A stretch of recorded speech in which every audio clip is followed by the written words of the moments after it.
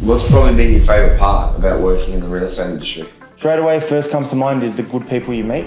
A lot of my learning and personal development has been from the clients. Or even if they're not clients yet, just people that I've met and kept in touch with. I've met so many different sort of people and you just learn so much. We learn from each other, we help each other. So people that are genuinely successful will want to help the other people that are aspiring. For agents listening, what's the best advice you have for them in this current marketplace? Keep your mindset nice and healthy, like don't feed into external noise and stuff. You could come into the office and say the market's tough, no point in me doing it. Or you could come in and come at it from a whole other perspective and say, this is a great opportunity where others might be slowing down. This is my chance to push forward. Work's great, it's fun, you make money, but what's your end goal? And I've noticed like people, they invest into property. Buy a property and wait 10 years and let it maybe go up. I could renovate properties for the long term. I observe my boss. He buys property, knocks it, builds to, sells. And all the other people around doing it. Every real estate agent should be getting into this sort of thing. It's a no-brainer.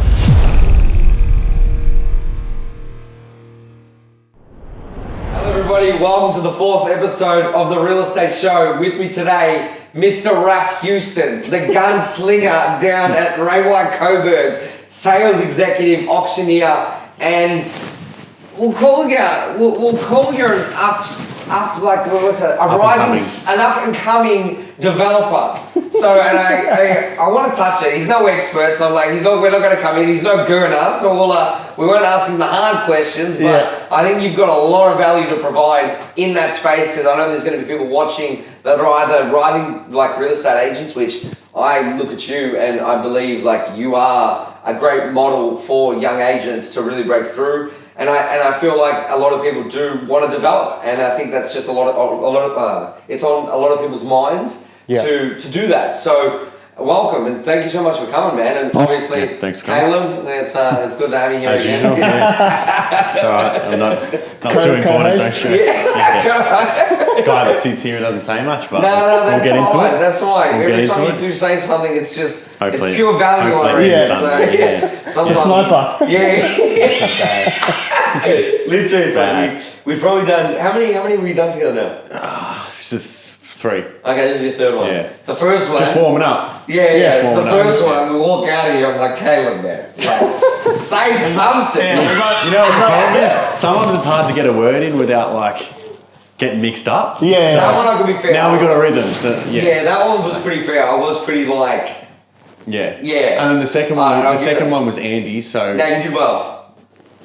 But it's also Andy's a very qualified auctioneer, so he's very well spoken and he's very loud. So you know, all respect to Andy, he's a good guy, but it's not easy to get a word in as well. So like shit. No, it reminds me of I don't know if you guys know when you get a new like pair or whatever, you start taking to like listings and stuff, and the guy just mute. You're sitting at the dining table. You're sitting at the dining table. Yeah, this is the process. This that. So it's just fucking. That's Jay. That used to be Jay. And then the vendor's probably thinking like, what? Is he going to be part of the sale? Do you come as a package? Like, just doing some training. I'm still the main guy. You know what's funny actually? I remember like even when I first started, like I remember I went to this appraisal. It was actually with my dad. It was in our first year, and like he takes me in. I got the meeting, and like I was like, okay, I'm a little bit scared. It's like one of my first ones ever. And like, it's pretty scary. We walked. You're on the fucking like speaking. I remember, I was like hiding behind my dad, like walking behind him, like. And in my head, I'm like, what the fuck are you doing, man? Like jump out, like. But it can be daunting. It's very daunting actually. Looking back when I was the same. And Naz used to take me in, and we used to walk out. He used to say, bro, speak up, fucking say something. Yeah. But I think everyone goes through that. We used to do the rental appraisals together at the start. And I was probably the same. Yeah. I can't remember. Yeah, I feel like you've always been pretty. You're just you. It's like it is you anyway. Like you're just very. I'm just not. Yeah. But no, different personality. Yeah, that's good actually. Yeah. I'm actually the same as well. I'm a pretty quiet guy behind the scenes. I'm actually a pretty quiet guy as well. So there's different personality types. I was catching up with someone for dinner last night, Daniel Pierre. From Gary Pierre went to steak, but fuck, just observing me and his different personalities. Yeah. He is like 10 o'clock at night. I've had a big day. He's like, bang, bang, bang, go. This is what I'm doing. I'm thinking like, shit, man. Like, I don't have energy for this, you know? It's good, we get along. But then I'm the more quiet, listening, like more, you know, grounded and stuff like that. But it's just different personalities. Talking about Daniel Pierre, I actually saw you go to an auction. So it was a Gary Pierre auction. Yeah. That auctioneer He's fucking best in Australia, I think. How good is he? Incredible. Like, what did you? Okay, so maybe give actually before we actually get into that, let's actually start with you. Let's start with you, and then we can get into that. Yeah. I don't want to just jump and then not give people some context. I know we've started. I think we've started this a little bit loud, but This one's a bit different. yeah, Raph. Yeah, tell us about your story. Yeah. Your real estate story. Yeah, How you got look, started. my journey's quite early on, so obviously I don't want to come across like I'm an expert in anything I talk about or whatever. But in my life feels like it's been a movie so far to the where I'm at now. I'm 23 years old, so I feel like I'm still quite early in my process in my my business career and whatever. But nah, bro, look, I have come from mum's side's Turkish family, dad's side's Aussie. We moved around a lot when I was a kid, so I think that's helped form sort of who I am now. My parents had a pretty sticky divorce as well. And then so I lived overseas in Turkey, I've lived in New Zealand, my brother was born there, lived in Sydney, Melbourne. Wow. Long story short, we settled in Melbourne. Moved around a lot of schools as well, and that always, I was always a new kid on the block, you know what I mean? That I always cherished that. I think it helped me a lot. It made me very well-rounded, and coming to all these new schools and stuff, your first day is the most terrifying experience ever. No one knows you, no one speaks to you, no one looks at you. You're just like, fuck, where am I? And you're a young kid, some teacher helps you a bit or whatever. Yeah. But no, we moved around a lot, and then come up to about year 11, look, I feel like I've always been a bit of an entrepreneur growing up and stuff. I was always sort of selling my Legos and shit, and fucking using eBay and doing all this sort of stuff. But long story short, came to year 11, got involved with the wrong crowd, dropped out of school, got into a whole bunch of trouble and shit. Then one day one of my mates tells me, look, you're just doing nothing, you're fucking around. Why don't you try real estate? He'd tried it before. I go, I don't want to study, uni, nothing like that. And he goes, you don't have to do nothing. You go to TAFE 1 week. Oh, fuck. That's me. That's me, baby. Get out of the cereal box, get that license. Did the TAFE, dodgy teacher, tells me the answer, yeah, cool, put it, whatever. Go look for a job. Yeah. That was it, bro. And then from there, 19 years old, got my first job in real estate. And from there, just fucking loved it. So it must have just been a fluky scenario where, they talk about find what you enjoy and this and people swap and stuff. I just found something I love. So you kind of just stumbled on it? Sort of stumbled on it. Yeah, okay. Yeah. Sort of stumbled on it. That's interesting, because generally, that's actually pretty lucky, man, because generally people stumble, then they stumble again. Like, I was in a meeting with a lady yesterday, she was like, she's probably in her mid-50s. And she's like, I've done this, and she's like, I still haven't been able to find what drives me. So that's insane that you were able to just find it like that. Must have been a bit of, I don't know if it was lucky or whatever it was, but yeah, I just loved it. Like, I love everything about it. I'm obsessed with it. I've been doing it like ever since 19. What is it about the game that like really drives you? That's a great question, bro. One thing I always loved was it's a business within a business. That was something that I always really loved. I've never had like a boss breathing down my throat. It's always like, I like doing my own thing. I'm hands-on. I like learning myself, YouTube, trainers, and like I said, I was never book smart and all that. So it just appealed to me that it's something that I can just learn and grow and like learn on the job with. What do you, just to give people some context, what do you mean by like it's a business in a business? Like, what does that mean? Like, how does it work? Well, as a real estate agent, pretty much, in the end of the day, like you're a commission-based person. So when you start in real estate, like, yeah, you get a bit of help or whatever, but then you're on your own. You've got to find your own work. You've got to find your own clients. It's not like people just ring the company and say, hey, I want to sell my house. That happens very rarely. You know what I mean? Apart from that, the agent has to go and find the work. Yeah. And it doesn't get given to you. So you have to go knock on doors to find people that want to sell. You have to ring people and all that. So it's on your own shoulders. Yeah, so you only get paid if you get a commission. Yeah, you get paid if you get the result. Yeah, so you know what I mean? Yeah, when you're younger, obviously you get paid a bit of a wage and stuff like that, but it's not, it just gets you by. Your basic training, you get your minimum wage or whatever to get sort of trained up. But if you want to accelerate, you're on your own. Yeah, so if you really want to accelerate, and you don't get wages or anything like that, correct? It's literally just a commission, and that's how you make your money. What about the game is it that like, so it's obviously that side, but is there anything like the hunt, the chase, what is it? I love that as well. It feels so good fucking, when you get that list, it's very competitive. So I'm a pretty competitive person. It's always like, it's you or someone else. And like, I want to be the one. Yeah. Once you get it, it's like, oh cool, I got it. But until that moment, it's like, it's like, I don't want to say like it's a drug because that sounds like negative, but you know, it's got a bit of that aspect to it as well, in a positive way, but it is a drive. You know what I think mean? it's like... Yeah, it can get pretty like obsessive. I think, yeah, like even... It's constant. There was an agent that, he's Butera, Julian, so he was a real estate agent. His dad runs Woodards in Thornbury, and I remember he's been out of the game now for like 3-4 years, and like I remember like because he started doing like Owners Corp and furniture styling and all this jazz, and we were using him, and I remember when he first jumped off, I was like, Julian, man, like, what's it like now that you've left? And he just explained it like that. He's like, Christian, it's like you've been smashing a drug every single day and you're just on this like level, and then you just jump off. And then you're just like, it's too level-headed after that, it's just a completely different, it's very interesting. How are you, Caleb? What do you find about the game? It's very similar. I could say I'm at a similar stage, but Raph's definitely got one on me, that's for sure. As a competition, but yeah, sort of is. Yeah, I found the rentals side of things a lot more like that. In terms of, you know, the numbers, picking up business, whatnot. Yeah. Sales-wise, I'm not quite there yet. Hope to get there eventually, but it's going to take a lot more work, of course, a lot more calling, that's for sure. Yeah. Probably couldn't tell you too much more about it just yet. Yeah. I think I've still got a ways to go, and you could agree. Yeah. But what about the game? I don't think it's just like just real estate in general. You know what I mean? I feel like all the time. I feel like it's similar to what you said. It's a good question. Like, I've never worked another job, so I really don't know. Yeah, I haven't even worked a part-time job. Yeah, so I've got no idea. That's all we know. Yeah, I've never done anything else. Like, I went to Century 21 in Reservoir for 9 months when I was about 18 to 19 years of age, and then I jumped off there and came here after going to lunch with Christian. Didn't have any plans to get a job or anything, but it happened.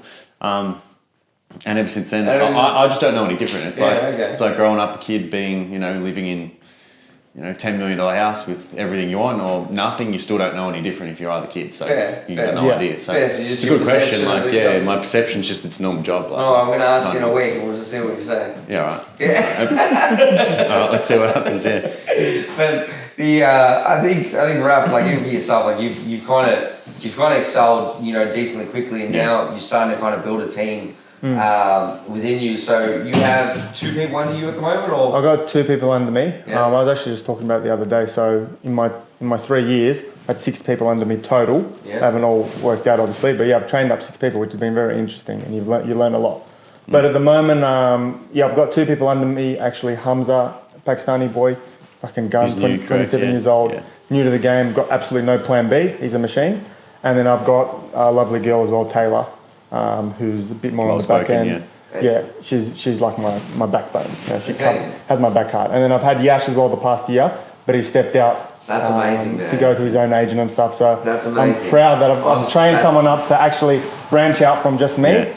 And I hope that I know he'll have a lot of success as well. So 100%. Like, Yash is a bloody legend, man. When you told me that just before we jumped on, I was like, that's crazy. So congrats, Yash. You know, I wish you all the best, and like, how have you found like that? You've seen him since the start as well. How man, he was fresh, you know. Yeah, green. Yeah, that's why. And he's come so far as well. Yeah, 100%. And like, even how are you finding? Like, number one, it feels rewarding knowing that you've kind of just, you know, you built someone that like you train them, and then like they're off and they're listing, and now they're starting to make money. And it's so cool. Yeah, it's great. You had a bit of a part in that. Obviously, the person does 90% up to the person. Of course. You can. My boss always says you can show them the water, but they don't drink it. They don't drink it. 100%. But if they are going to drink it, and you do help show them that, then it feels good. And how have you what have you learnt like from training people up? Like, what do you feel like? What are the key things that you've taken out of that? And 100%.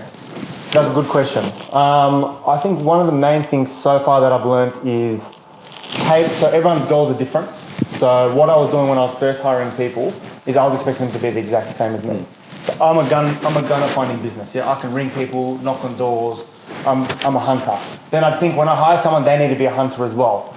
Then sometimes when they're trying to be a hunter, it wasn't working. Like, it doesn't match. It might not match their personality, but it doesn't mean they're not a good asset or they're not a good worker or team member or whatever. You just have to, I noticed I've got to find their strength and then see how we can accelerate that accelerate them on those sort of areas, which is I think what I'm doing very well now. We've even done personality tests on myself and we can see where our weaknesses and strengths are, and we're capitalizing on that. So now I customize the role to the person, as long as it fits the vision. So give us a bit of a breakdown, like what's Taylor's and Hamza's role and what was Yash's role, how did it all play out, and like what have you found? Of course. Yeah, with that. To give you a quick example with like Hamza, for example, he's good at finding business and stuff, but he won't be good at paperwork. Okay. So there'd be no point for me to sort of put paperwork onto him or that sort of thing. I've already identified he's good at trying to get business. So now I'll push him further at that and I'll minimize his workload on everything else. Taylor's the opposite. She's not she's good at finding business, but not as good at that. But admin, fucking beast. Yeah. Checklists, calendar, gets everything done. I measure one thing, it's sorted for me. You know what I mean? So with her now, I've got her predominantly doing a lot of that, and she's doing great at it. And I'm setting up KPIs around their specific roles. So and then her KPI isn't to make so many phone calls because it's not important. Correct. You know what I mean? And then for you, and then what is that? And what do you focus on? Just literally just trying to listen, sell, or and what do you? Do you focus on anything else? Yeah. Or? For me now, I focus on. We've broken my role down as well, so I focus on managing them. That's very important. We catch up every single morning. I manage on prospecting, listing, auctioneering. I do all our auctions. That's pretty much it, man. Literally, mostly prospecting, mostly finding the business, closing the business, and then keeping in contact with the client as well, the owner. I'll predominantly do that. Yeah, and how have you found even just like the last couple of years in real estate? It's obviously been interesting, and I feel like you've been kind of breaking out. Like, what do you attribute that to? Like, what do you say? Like, if there was a couple of things that just really are making you break through, is it just your work ethic? Like, are you doing something that's just interesting? Like, have you got a little secret? Like, I don't think so. I've been asked that before. I don't think there's anything. Look, I think it's so basic. Everyone fucking says that. It probably is just work ethic. It's probably the main one. Work ethic is probably the main one. Like, long days, long hours, productive. I'm very efficient. Like, early, come in early, leave late. That's probably the major factor. Taking a lot of initiative as well, like investing in yourself. That's probably another big one. So I've always invested a lot into myself. Would that be training? That be, for example, investing into the business, paying people to do letter drops, hiring people to be on your team. That's probably accelerated me a lot quicker. For example, if there's two agents, like if I've got an assistant, and if there's another agent that doesn't have an assistant, and if we're doing the same thing, I'm naturally going to accelerate a lot quicker, even though I have to probably pay a bit more, and he's thinking he's saving money. I'm thinking I'm doubling my money because they're bringing me double back. Yeah. So if you invest a lot back in, it's going to obviously naturally accelerate you so much faster. And you need balls, bro. Like, if you want to go hard at something, you need to be aggressive. For me personally, I've been very aggressive. I auctioneered like pretty much my first property that I listed. One of the first properties, I want to be an auctioneer. I'm going to do it. People 10 years into their career don't do it. Like, they're holding back. It took me 8 years. Yeah. I did one and that was it. Retired. Yeah. So, that's had balls, bro. I've gone into fucking just do it. Go, No, I'm not lazy. I'll just go hard at it. So. Yeah, well. How have you have you found for example, Ray White's training, or do you feel like, for example, you do the sessions and that's been the thing that's propelled you, or is it literally just a situation self-training, bro? I'm going to work this hard much, but then I'm going to get home and I'm going to put the 2 hours into learning this, or do you feel like it's all just been self-training? 80%, 90% self-training. Yeah. Self-training. You've got YouTube, you've got Facebook. I watch all of your podcasts. Yeah. I watch every person's podcast. I watch everything, you know what I mean? Yeah. It's just keep feeding your mind good, healthy things. When I'm driving into work, most of the times I don't have music, audio books. I go to sleep to fucking Tom Panos. Yeah. He's in my ear. Yeah. My girlfriend used to tell me we fall asleep to Tom Panos. Yeah. She used to get pissed off. I fall asleep to Gary Vee. I was like, come on, what are you doing here? I couldn't think we're not going to hear this guy anymore.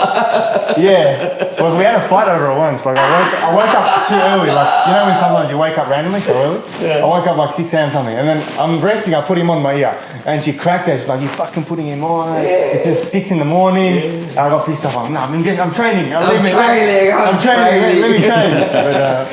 No, it's probably too obsessive, but but you know what? That's how what it takes. That's what it takes. Quick. Like you want to be the best. It is what it is. You know what I mean? Like there's no one to. Like it is obsessive. It's what it is. Yeah, like, might not work for everyone. Yeah. Other people might have different. That's my goal to go quick, go hard, and achieve this at a young age. But other people might have other goals. They want to do something else on the weekends, 100%. or they want to have a lot of dinners at home. You know, with their parents. That's fine. I sacrifice. I don't see my mum much. It's a big sacrifice. You know, I don't do much social life. Yeah. No holidays, as I said to you. 3-4 years, no fucking holiday. Yeah. So. If you want to sacrifice that, that's it. That's what I want to do. But it might not work for everyone. No, and I think there's no like, you know, I got a message from someone the other day, and like we've been trying to catch up for like 3-4 weeks, and like just keep pushing them out because I've just got so much going on, and like, you know, I was just like, you know, I'm sorry, like every night, like I've got this, I'm doing this, I'm doing this, and he's just like, he's messaging me like, you know, like you need to have this work-life balance, Christian, like. You need it. You just need this. Like you need, and in my mind, I'm just like, but for me it works. Like I'm like to me this is just I'm having fun. It's part of your life. Yeah. It's part of my life. Like I'm going here, I'm going to this event, I'm networking here, I'm helping out here, I'm doing this meeting thing. Like to me, I'm having fun. Like It seems silly to think of it as not part of your life. To me, it's not. There is no like. It is my balance. You know what I mean? Yeah. It's what and it's not for everybody. You know what I mean? Everyone. Like I know for Caleb, like, you know, well, I don't know, but like I'm assuming that.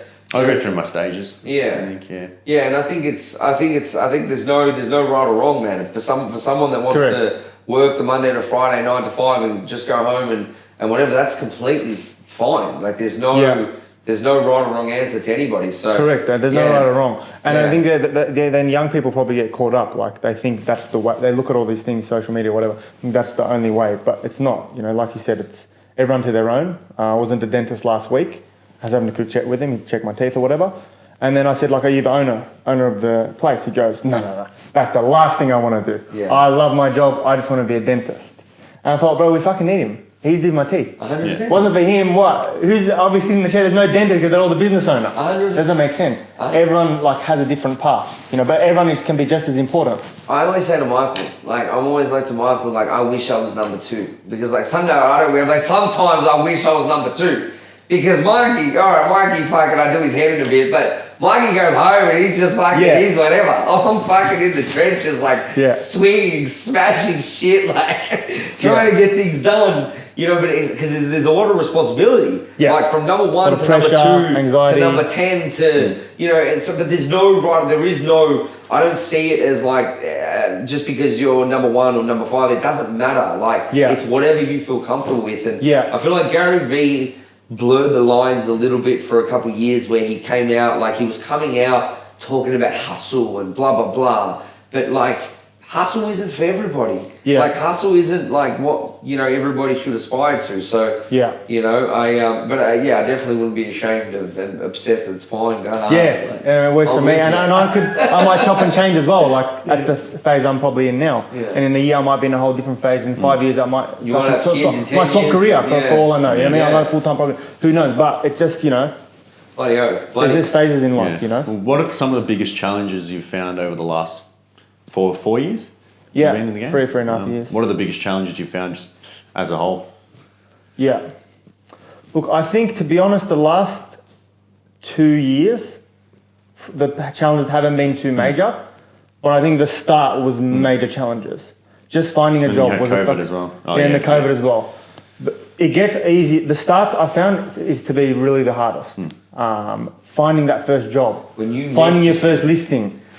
Just for context, sorry to cut you off. Go. You messaged me a couple months ago a screenshot of you messaging me saying, "Hey, fucking like, you know, let's bloody, you know, let's catch up for a coffee. I'm looking for a job." I was like, "Fuck." You know what I mean? I respond, "Do you want a job now?" I remember that. And that was like the toughest period, man. That was the toughest period. People wouldn't take me for free. I'm telling the guy, I work for free. As well. You know I had a few people I told I'd work for free and they're like, nah. Like, you know what I mean? Never got back to me. I'm like, oh. Yeah, they wouldn't even take me for free. And that I was nearly going to give up. I made a plan. I'm going to go to Turkey and I'm going to do real estate there. But lucky I didn't give up and just someone gave me a shot. And then away. Then from there, it's the next challenge, getting your first listing. You don't know what the fuck you're doing, you know? You're up against big competitors. Getting that first listing, then to the next one, to the next one. But the last 1 to 2 years, like I said, the challenge has dropped a lot. It's still, day-to-day challenges and stuff. But really, that start was probably the hardest. And if you can push through that first barrier, then it can, the momentum helps from there. What were you doing at the start to get yourself out there? Absolutely. The basics, to begin with, a lot of to find business, door knocking, cold calling. That was pretty much it, man. For 1 year, door knocked the whole suburb. Door knocked all my core suburbs, met people from there, and then just kept in contact. And like I said, I also just invested a lot into myself. With billboards, letter drops, my personal brand. I put my face everywhere in the suburb. You couldn't miss me. Every street corner you see, Raphael Houston, thinking of selling or whatever it is. I've seen the pointer boards and all that. Yeah, I've pointer boards. There's one in Sydney Road. So that together, that investment together with the work ethic I was putting in, just doubled together. And then lots of boards at homes and stuff. Yeah. I've seen just your images on boards at random homes. Yeah. Just in the area. Absolutely. Facebook ads, boosting, fucking boosting everything, just chuck money into boosting. Good on you, man. Yeah. So first year I made 45 grand, the minimum wage. You know what I mean? That whole 45 grand went back in, or whatever it could. Yeah. Live at home, so no expenses. I understand for some people it might be harder, but everything went back into the business, pretty much. And then what were you like? Okay, so you were getting in contact, you were door knocking. What was the conversation around? What were you telling them? Christian, my name's Raphael. I'm a new real estate agent I'm a real estate agent in the area. Yeah. Look, I just want to introduce myself. Here's my business card. Do you have any needs at all? Is there anything I can help you with at the moment? I'm keen. And then they would 9 times out of 10, no, we don't need anything, thank you, blah, blah, blah. Yeah. And then you'd obviously try and get their data. And then how would you keep in touch with them? What would you... Of course, half the time they might say no, if they slam it or whatever, that's fine, go to the next one. A lot of the time you just have a good chat. 10, 15 minutes. And even though they're not selling or doing anything, as long as you can have that good, nice interaction, then I just say, look, do you mind if I save your number? Is it alright if we keep in touch? They're not going to say no. You're a good bloke, you've just asked them about their life, their mum, their house, their job and everything like that. They give the details. So you weren't going for the kill on the first one? Okay. Yeah. No, I've always been very soft approach, I'm not a hardball, pushy person. I've always just been a good listener, humble, just support them sort of thing, and just be interested in them pretty much. Nice. Yeah, and you get the data and then obviously put them on a CRM or on your calendar or whatever to call them back, and then every 6 months you ring them again. Okay. And eventually they say, oh, you know what, I've got my investment property around the corner, I want to sell it, can you come help out? Amazing. And what do you feel what's probably been your favourite part about working in the real estate industry? Great question, bro. I think straight away first comes to mind is the good people you meet. A lot of my learning and personal development has been from the clients, or even if they're not clients yet, just people that I've met and kept in touch with. I've met massive developers that I catch up with still for coffee. They look at me like a little apprentice and they give me tips and tricks and all that. They help me.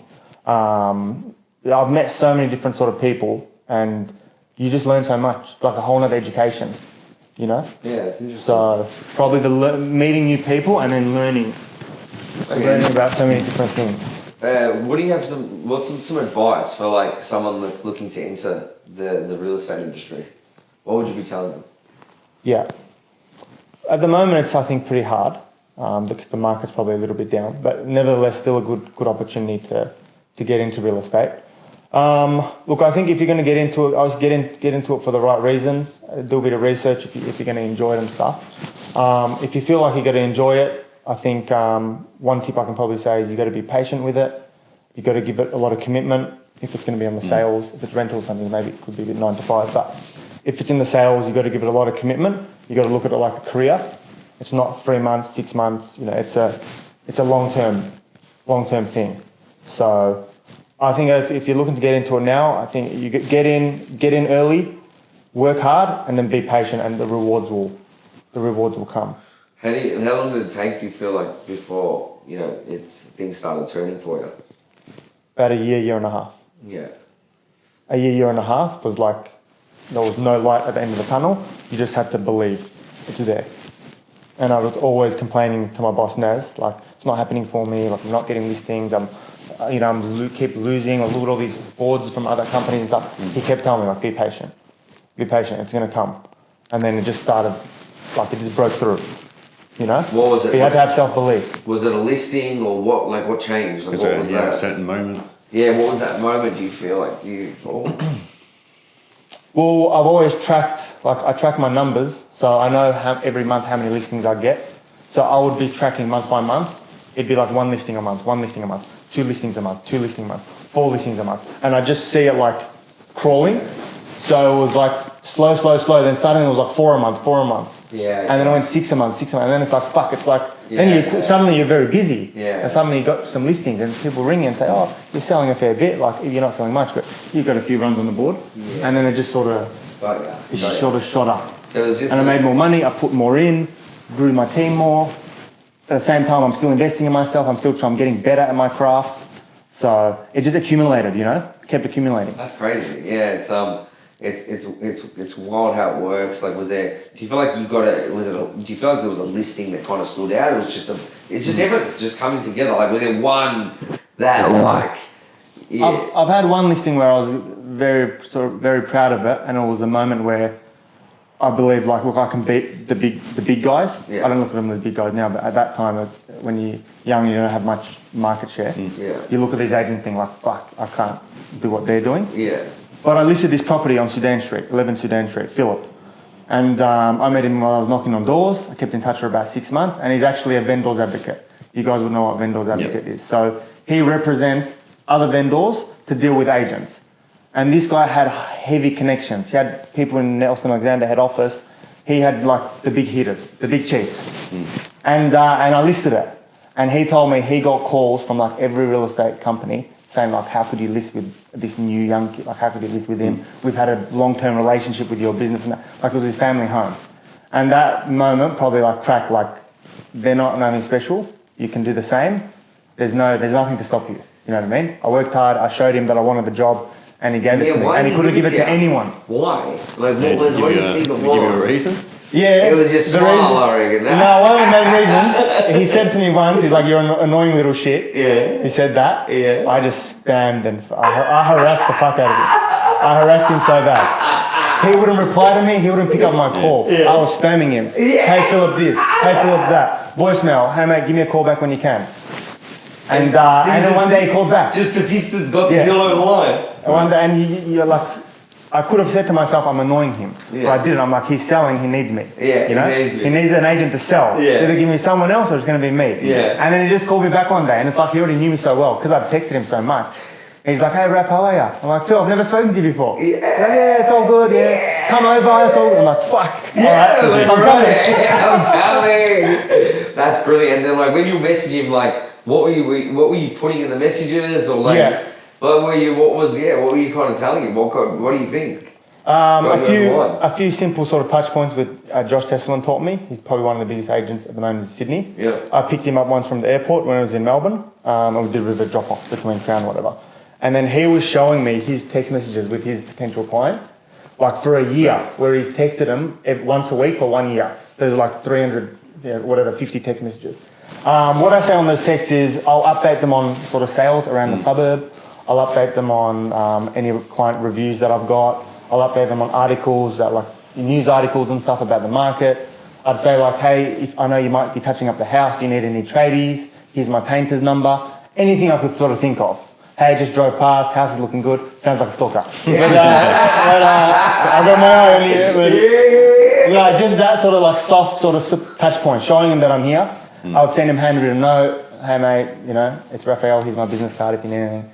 Just light touch points. Amazing. I think it's more like probably that's all impressive, but I think the most impressive thing that I feel that you've done was like, so Josh Tesselin, for reference, is the number one real estate agent in Australia. He's up there. Top 5. Yeah, top 5. Top 5. Yeah.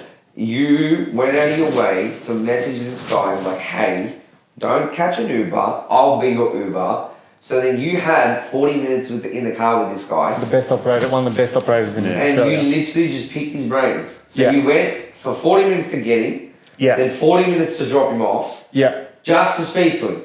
Yeah. Well done. That's best mental. investment I could make. That's mental. Best investment I could make. Some of the things he told me that text message system he does, just some of the knowledge he shared, like, yeah, fucking, you That's can't pay insane. money, you can't pay thousands for it. That's It would have insane. cost thousands just Would have cost to thousands, spend yeah. that 40 minutes would have cost thousands. Yeah. And And I do the same with anyone else as well. And it's a testament, like even if you're not a real estate agent and you're watching this, like that's persistence. Like that's just like you can't get through the door. Like I would jump the fucking wall to just get to him. Yeah. Do something. Just do something. Just Yeah. to get to him, speak to him, get some time. Because at the end of the day, he's from New South Wales, so it's not like you can just, rock Yeah. up and, he's a busy man as well. Very He's busy man. So you don't want to drag his life. But that's a very good point as well. I think it's very, as you asked about like young agent stuff, network with other people that are doing better than you. You know what I mean? How do you feel like networking for you? Like how do you network and like do you feel like it's been a game changer for you? Game changer. Yeah. So important. I still do it now. So like I'm always a student. I'm more of a student now than I ever was, because I need guidance on like how to go big, like even bigger and bigger. You know what I mean? So network's been a huge part of that. What do you do? Like what's what do you go to the local schools? Do you go to the local soccer clubs? Do you go to a community of, I don't know, if there's something that you're interested in? Do you go to the local the city nightclub to meet people? Like, what's the networking 101 strategy of Raph? Wherever you have to, I guess. The community, like I've probably been very weak on community involvement. I, to be honest, haven't done much of that. Yeah. But all my network's just been either I'll call the person, Yeah. I'll text the person, or Instagram, DM. Yeah. Hey, I see you kicking a lot of goals. I'm really looking up to you. Do you have a half an hour, to catch up with me? And you don't most of fear the times they rejection? do. No. So do you think that's a big thing where we can't be... No, well, they're not going to reject you. Like 99% they won't reject you. Yeah. And if they do, like, yeah, And they just whatever. won't respond. Yeah, it's fine. And Amazing. yeah, I think most people will be happy to help, because as you guys know, like in business, like there's no uni for it, as I said.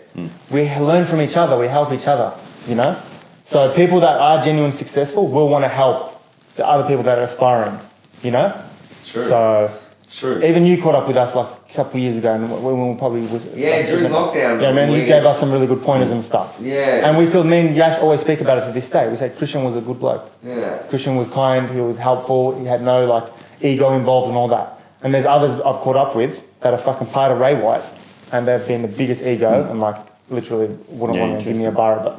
Yeah, it's Like it's sad. It's like different people, different. Yeah, I feel like the way like from my perspective, like me, for example, just opening up and just telling you things, for example, if you just example, like trying to provide some advice. Always like, remember it. Yeah. Always remember that. But you never it's like you're not taking anything from me. So if you win, you're not stealing anything from me. I know. People don't see it like that. No. Yeah. No, and that's what I don't understand. Like I win, like I'm not stealing anything from you. You know what I mean? Like there's enough for everyone. So I know. and it's Well, I wish everyone would see it like that. But yeah. For them, it's very like they hoard it. You know what I mean? They hoard knowledge, or like they hoard. Yeah. They think it's like you versus me and that sort of thing. Yeah, it's interesting. It's humans can be interesting, but here's what it is. Like how you finding the markets? You did mention before that it has been a bit of a rocky market. What are you finding? Particularly in Coburg as well. Yeah, around there, like, look, I think overall, from what I'm reading in articles and economists and whatever, these experts, obviously the market's slowed down. Prices have come down a fair bit. It's realigning. So there's still work out there. It's still all right if you've got a good mindset to think positive about it, so you don't go into the victim mentality. But no, the market's still all right. If you educate people the right way and what's really happening, serious people that want to sell, then they're still selling. But the market's all right, just dipped a little bit. Yeah, so what do you like? So we're at this level. What is stock levels and even like buyers wise? Are they out there? What are they saying? What are you seeing? Are things still selling? Like probably when these interest rates started to go up, from the commentary from a lot of buyers and stuff was they're very scared, and it's like the market's going to crash and all that sort of thing. But it's been molded in now. Like people are used to it. Yeah, they're used to it. And now a lot of buyers are even saying like, I don't want my borrowing capacity to go. I want to buy ASAP because I don't want my borrowing capacity to go down. I just want to get in. You know what I mean? So you're always going to have the negative Nancy's that are like things are crashing or whatever. Yeah. But they're genuine buyers and they're genuine vendors. So you know what I mean? If it's at a fair meeting point, it's fine. Yeah. And it hasn't crashed. Okay, and what are you saying? Are there are there still a lot of buyers out there, or like are the numbers I'm finding it. Yeah, we're very auction based. Yeah. We have multiple bidders at a lot of auctions. Most of our open homes have people coming through, 4, 5, 6 people at a time. I haven't felt too much of a big difference. Okay. What are you seeing in regards to auctions? Like, what are your clearance rates sitting at in comparison to obviously a bull market? So you are getting a few bidders. A lot of them passing in, and you have to negotiate, or what's the general gist? Might depend on the type of property. It does depend on the type of Difference property between and the type of apartments asset it is. Like there's obviously your A grade properties and more of your B grade properties. The A grade properties still are going very, very strong. What would you classify an A grade property? Something you can move into straight away. It changes from trend to trend. There's a bit of a trend at the moment for renovated properties and homes that are like move-in ready. Yeah. That's just because probably the fluctuation in the building costs and the sort of the supply issues that the building industry has. So those move-in ready homes are going very well. So instead of building, well, they just may as well buy it done. You know what I mean? That's how families and people that are looking at that. But your apartments, townhouses, units and all that is a bit slower. It's pretty slow. Even townhouses, like you're saying. The smaller townhouses. Yeah. Okay. Yeah. Okay. If it's a like Mickey, like good townhouse, Yeah. big one, then yeah. But as you know, a lot of developers cram. Yeah.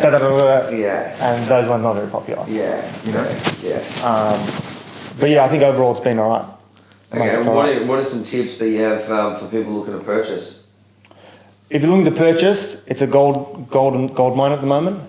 It's a gold mine because I don't think the market, the history has shown, doesn't stay low for long. And when it's like booming, it's booming. And someone told me the other day, a really good point. He goes, I actually saw Marty Fox doing an auction. And he goes, what an opportunity to be buying. You're normally competing with 8 people, now you're competing with 3. That's perfect. You know what I mean? You're buying at 10-15% lower than what it should be sort of sitting at. So if you're approved, if you're comfortable with the repayments you're going to make and whatever, then go hard. Yeah. Buy as much as you can. Yeah. Are you saying? Do you think next year? Do you think it will drop further, or do you think we'll just be steady, or are we going to go up? Like, how are you seeing it? They're talking about it going like a little bit lower, but they talked about the cycle, like the downturn's 10 to 12 months, and we're at the end of that. So I have a gut feeling it could turn at any moment, but at least if it's stabilised. But I think it's stabilising. If anything, it'll stabilise. But it's not dropping like fast or anything. Yeah. It's just really incremental. So what would your advice be to anyone looking to sell at the moment? Yeah. If you're looking to sell at the moment, I guess, look, everyone sells for a very specific reason. I guess it all depends on your reason. Like, if you want to upsize, downsize, it makes no difference. You're buying and selling in the same market. What I think is, I put myself in this situation. So my mum lives in Viewbank at the moment. We're going to sell in Jan-Feb next year. Market's down, whatever, I couldn't care less. We're selling because I want to move from there with my mum and I want to move to Coburg. I want to be close to work. For me, that's like a strong motivation to move. And I couldn't care if the market's down 10%, 20%, whatever. Like, my need to want to go there and to move on with my life to the next stage is more important than the external noise. And I think that's probably the tip I can give for other sellers as well. If your reason is strong, don't put your life on hold for whatever reason because you think you're losing 5% on your house or whatever it is. Yeah. So if you've got a genuine reason to sell, it's great. It's a good time to sell, guns blazing, I reckon. And I'm a testament to that. We're moving. And if you're gonna, like you said, if you're gonna buy and sell in the same market, okay, you'll buy at a just cheaper price somewhere else. Yeah. And as long as you buy a decent property that has, good growth in it, would probably be, land or house and land. Yeah. Seems very popular. Yeah, something of that rather. I don't think you can go too wrong. No, you can't go wrong. House and land. And I think even just in general, like property. Like you'd want to buy, like people always want to buy for the cheapest price, but then when they do have the cheap prices, they're not buying. Like I know. Yeah. Reverse psychology. Yeah, it's like everybody wants like everybody else's validation. What you can't have. What you can't have. It's kind an of thing. interesting process. It's like when there is a bidders, everyone's like, yeah. It's like a there's brand. no one I want it. Yeah. It's like a brand when they've got little stock. Everyone suddenly wants the brand, but the brand that's got all the stock, no one wants it. Yeah. It's like, and they can't sell anything. Yeah, it's crazy. That's why I guess you got to go against the trend. You got to do the opposite of what the You got to trends do the are. opposite. When there are those 8 bidders, probably not the best time. Yeah. But now that there's 2 or 3 bidders, or it's passed in and you can just sort of make a fair agreement with the owner, it's a good time. Yeah, and even the way I look at it, we might drop another 5-10%. We might. Sure. You know, but it's still, regardless, if you're going to hold for the next 5 to 10 years, you're making money. Like, correct. Just zoom out, have a look at trends, and you'll see that you're going to make money in the long term. So correct. Still far better than renting, like, you know. Yeah, and it's very hard to time the bottom. Like, very hard to time the bottom. Like, exactly right. We are going through, wild stuff where there are some external factors. Obviously there's a lot of money printed into the world. Yeah. And then you've got a war and all this stuff. So there are a lot of different factors that I feel like has never kind of played a role. But I think it's just if you do see something and you like it and you got the funds and you're ready to go, just play buy. Yeah. And get on with it. Don't overthink too much, and just get on with it. You know what I mean? Bloody hell. For agents listening, what's the best advice you have for them in this current marketplace? Yes. I fell victim to this probably 2-3 months ago. Honestly, what I would probably say to that is keep your mindset nice and healthy. Like, don't feed into the external noise and stuff. So you could come for an agent. You come into the office and say the market's tough. No point in me doing anything. Okay, I mean, I won't work today. I'll just take it easy. There's no work. Or you could come in and come at it from a whole other perspective and say, this is a great opportunity where others might be slowing down. This is my chance to push forward and to make a mark. You know what I mean? So I think keep your mindset and attitude healthy, and again, just get on with it. You know what I mean? You can't control what you can control. Control the phone calls you make. You can control coming into the office early and getting shit done. You control speaking with the customers with a good language, good positive language. Don't call someone saying it's crashing, this and that. You know, look, there's still a good opportunity. What's your plans?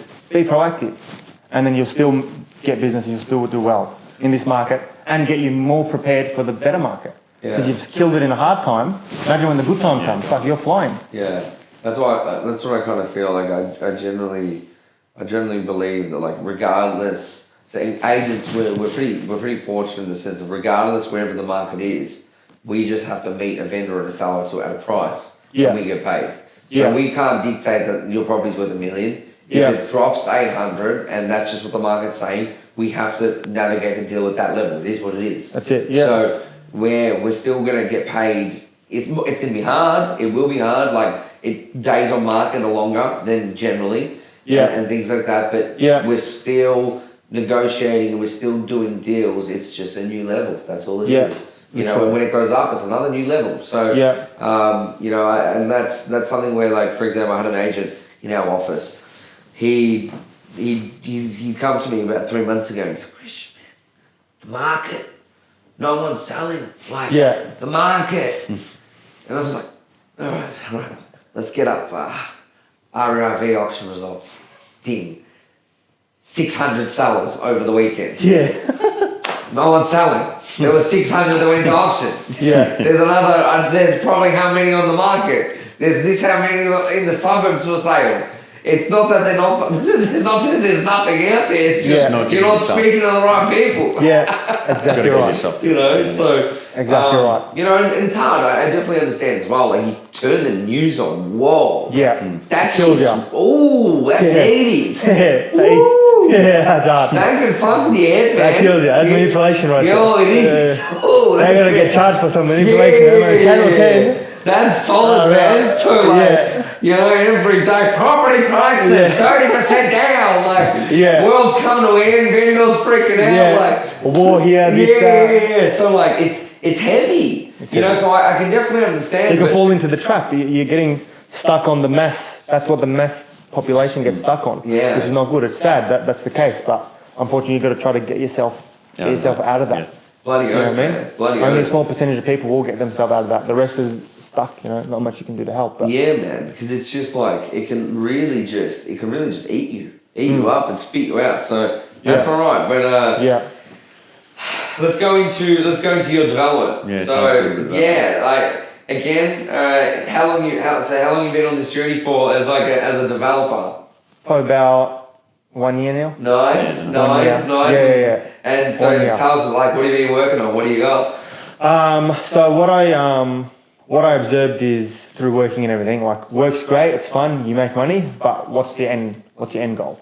And I've noticed like people, they invest into property, you know what I mean? And you can make wealth, you can create wealth this way for the long term. So I thought, okay, how can I do this? I could buy a property and wait 10 years and let it maybe go up. I could renovate properties and whatever, and then I observed my boss, Nazi. He buys property, knocks it, builds 2, sells, builds 3, builds 5, and all the other people around doing it. So I thought, what a better opportunity, I'm in the game. But if you're not in the game, that's fine. But if you're in the game, even better. Every real estate agent should be getting into this sort of thing. It's a no-brainer. But if you're not in the game, it's fine. What an opportunity to, you know, something that we're so heavily involved in already, to get some skin in the game. So I started quite simple. So with our property in Rosanna, which is my mum's property, I decided we can build at the back. So I've gone ahead, I've project managed everything, I've funded it, and we're building one townhouse at the back. Amazing. Pretty much. So you just subdivided and... Literally, yeah. Wow. Went to an architect, got plans drawn up for the back, how it's going to fit. Went to council, 1 year headaches, mucking around. Plans came back, went to the bank, this is the project, this is how much money I need. Went to a builder, got a quote, this is what we want to build, got a time frame for it, and then it's nearly finished. Wow. And then we got 2 properties on 1 block. And you make like, that one's not too much, 100, 200 grand. Nice. Still more than what you had before. Correct. And if you do that as well as your income, you've again doubled it. It's a good start. It's a good start, good stepping stone. Bloody oath. And like, so that's amazing. So you're fortunate that your mum kind of just stumbled on some property that she just bought. Literally, like, yeah. She bought that years ago, Yeah. like six, 7 years ago. Yeah. And then James Liberis from Nelson Alexander, before I was in real estate, he valued a property for my mum. Yeah. And then he gave her the idea. He goes, you can do this idea. And then young Tiger Raph's there. Yeah. He's like, and then I'm thinking, okay, we can do that. I've got my boss doing the same thing. So that's on the move. And then since then, I've purchased 2 more properties as well. And it's the same. I'm doing the same deal. Amazing. Got the architects going, and then once it's ready from permit, bulldoze and build again. And what are you what are you building on those? Like, On those, I'm doing 2 dwellings on the 1 block. amazing. So Amazing. one Pretty old, common at the moment. It's pretty common, pretty popular, and you get a pretty good return. And So like a duplex or duplex. Yeah. They call it side by side. Yeah. Beautiful. That's very man. popular. And so why they're popular? What are you? Well, the good thing about the side by side, well, they sell very strongly. The reason they sell strong, it's like a house, pretty much. Like there is a dividing wall down the middle, but there's nobody corporate. There's no. You've got your own land, your own title. So it's a bit different, like an apartment or something like that. It's literally like a house, and it still has 4 bedrooms, 3 bathrooms. So they sell very well. Okay. So- And yeah, how have you found the whole process? So you've nearly started building. So you've nearly finished one. That's nearly finished. Yeah, and the other 2 So you we're just going to on go your to the next plans. one, and the next 2 are in council plans. Okay, so how have you found dealing with council? Yeah. What have you learned from dealing with builders, and how have you seen development costs and building costs and go up, and how did you tackle that? And Yeah. Long story short, you don't do much, honestly. It's fucking outsourced. yeah, Outsourced. If you're like me, I'm probably like a developer because I'm not building it myself. Yeah. Do you know what I mean? All I do is like a bit of management. yeah, That's fucking it. I don't. The architect deals with the council. I don't deal with the council. Yeah. I want to know nothing about the council. Yeah. The builder deals with the traders. Yeah. I'll do nothing about that. I'll deal with the bank. Yeah. That's fine. Yeah. That's pretty easy. Or the broker actually. The broker deals with that. So long story short, I don't do much. yeah. Then I'm just I'm going to like, answer the phone to him. That's I'm about it. chilling and I manage it. Yeah. Respond to You them know, if they that's ask it. something. Yeah. So I think people must be overcomplicating it or something. But if you're building it or developing it, I don't know why people. Yeah, do. Before I go into it. Maybe they're just trying to make them. They want a violin to be played or something. Yeah, I don't know if they're deep in it or They do lying seem to make people. it out like, oh, it's such a problem. Oh, before I got into it, before I got this builder, who's a friend of mine, I had another builder quote me. My gosh, I was going to give up. I was thinking, let me not do this. I'm gonna lose it all. I'm gonna lose it. Yeah, this is so expensive. That's not possible, and this is so risky. And it's just a noise, man. It's so much noise, and it's very. But now that I've learned a bit about it and stuff, like it's fine. Okay, and so for you, you've had a pretty smooth run. Like you haven't really. Had a very smooth run. Okay. Is there anything you've learned? Anything you've like made mistakes on? Like. The only mistakes I've made, is the first architect we had was shocking. That was the one my mum originally had. So probably the one thing I've learned is having good people. What was shocking? Like what do you think? What was shocking? What's the differences in architects? So with the architect side of it, I'm not going to no names, but very unprofessional, very slow, not proactive at all. I had to chase them up so many times. Okay. Just not good at their job. Okay. As anything, you go to one restaurant is shit, one restaurant is good. How about design-wise, like? Did a shitty design. Yeah. Didn't map it out. Like didn't utilize it to its best potential. Yeah. Okay. And that sort of thing. And so design-wise, having a good one is very important. Yeah. For speed, like one might take a year and a half to get it all approved, and another proactive one might take 6 months. Yeah. That's your timeline comes your timeline comes payments, holding costs, repayments, the fee can sell and go to another opportunity. It delays everything. Same with the shipbuilder. If you have a shipbuilder, it can be the same thing. It costs you more down the long run as well. Yeah. Okay. Same with the shipbroker. Can't even get you a loan. Then you can't even fund it at all. Yeah. So probably the mistakes I made is not having a good crew. Yeah. Not having a good support circle around me, but I've built that sort of now. Okay. I'm happy to help anyone as well, like referrals or if they want whatever. Like I'll give the people's details that I'm dealing with because they're good now. Okay. Like, I've gone to the shit ones to get to the good ones. That's amazing. Yeah. And then just so in regards to, I don't know, like building costs. How have you found that? Did you start building during COVID or? I started 6 months ago. Okay, so you were kind of set in stone. Yeah, so you kind of set in stone what you had to pay. Yeah. It's pretty steady. Yeah, look, the builder tells me that it's gone up a little bit, like some of the trade costs and a little bit of labour shortage and stuff. So, but again, that's his area. Yeah. Like, he gave me the price, and the rest is his. Okay, you worked it out. You did your fees though. You know what I mean? You broke it down. Yeah, he doesn't send me the cost of timber and no. I've got my price already. I've run my numbers. Yeah. This is what it's going to cost me. Blah blah, and it's up to him. Okay. Like you know the price. Cool. But he's covered himself as well. Yeah. And that's fine.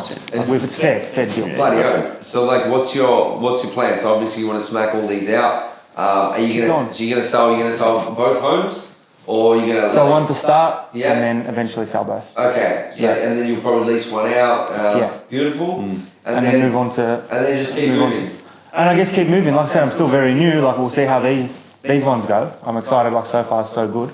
And then I guess just keep going. Maybe go to bigger ones. Yeah. Like I've always had a dream to maybe do like an apartment building or something like that. Yeah. If the numbers stack up, but that'd be cool to do like an apartment. I've got a bit of a goal for that. But for now, probably just. Do a few of those, keep learning, keep growing, and then just scale bigger, I guess. For anyone that's looking, probably just sitting there thinking like, wow, I wouldn't mind doing a development one day. Like how much does it, how much capital do you reckon you need? And I know it's obviously it's like one size, it's not one size fits all. Every project can be different. But what do you feel like something comfortable someone would need? Like. I can tell you straight. So, it depends the area you buy first of all. Yeah. You could buy a land in Mickleham, or whatever, for 250,000. Yeah. And you could build a house on it for 200,000. Yeah. That's 450,000. Yeah. Most first-home buyers are approved to 600,000. Like most first-home buyers can spend normally 600,000-700,000, case by case. So it depends where you want to go. If you want to think, I want to do one in fucking Toorak, then you're going to need a lot of money. The land's expensive, everything, you know? You can go within your means. Yeah. Do you know what I mean? Yeah. So, roughly what you'll need. So let's say you buy a block of land in Broadmeadows for 500,000. Yeah. And then you buy a nice clean home and you want to build one townhouse at the back. So you're going to keep the front and you build at the back. The benefit to that is the front's going to keep collecting rent, potentially, like if you lease it out. You don't need as much funds to build multiple of them. You're just building one. You just need the funds for one. Yeah. Cool. So you need to obviously settle on the property first. You need your basic deposit, 5 or 10%. and then you'll probably get a construction loan, Yeah. and to build the back as well. So it'd probably be 10% for each one. And then So 10% on 400, for example, the land of 500 would be 50 grand, and then potentially you need to put another 50 grand for a deposit for the construction. Okay. So say about 100 grand. And then how do you pay the construction? Like, is it installments or how does it work? The construction loan, it gets given to the builder in stages, in 5 stages. Yeah. So each time they're progressing Yeah. with the project, Yeah. they get released. So first 20%, Yeah. then you're only paying to the bank 20%. Yeah. It doesn't like the whole thing. Yeah. So that's why it protects your cash flow, Yeah. Okay. you know? And then you give the builder another 100,000. So now it's 40% you're paying back. So it's only till the end you really feel the full squeeze of a pretty big loan. Yeah, and then obviously that's when you'll either sell and lease and do whatever you're going to do. Correct. Yeah. Make your strategy from there. Yeah, Whatever make your your strategy from there. whatever your future Amazing. plans. Like, are you loving that you did this? Like, Yeah. Yeah. Oh, Yeah. No. No. It's a good idea. Yeah. Like, what were you Because feeling like when you less first work, started? like it's good money and less work. Like Yeah. like I killed myself as a real estate agent, and I love it. Oh, fuck, it's a lot of work. It's a lot of work to do. And then looking at this development stuff, like it's so much less work. Interesting. But Yeah. the funding's the funding's hard. Like the start. Getting started. Yeah. I guess the funding is difficult.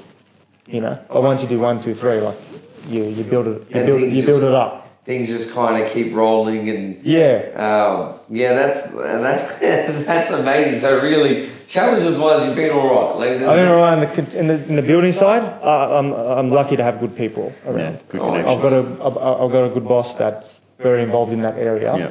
and that's had my back, you know, to make sure I don't Make any huge mistakes. Yeah. make huge mistakes. what's your So- definition of success?